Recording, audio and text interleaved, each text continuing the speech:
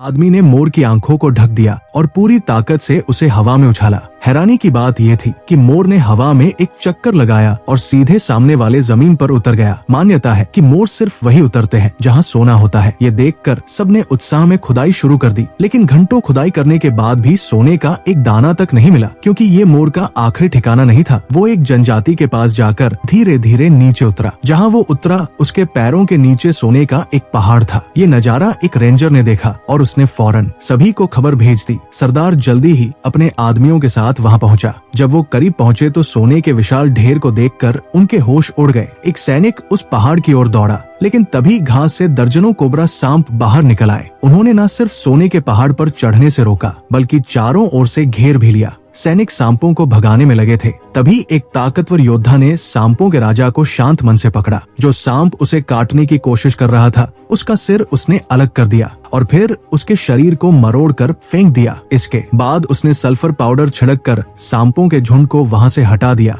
उसे पता था कि इस खजाने की रक्षा सांप लोगों द्वारा की जा रही थी। अगर उसे सोना चाहिए था तो उसे सांपों की रानी मेडुसा का सामना करना पड़ता। उसने अपने पूरे शरीर पर सल्फर पाउडर लगाया। अब एक भयंकर लड़ाई शुरू होने वाली थी।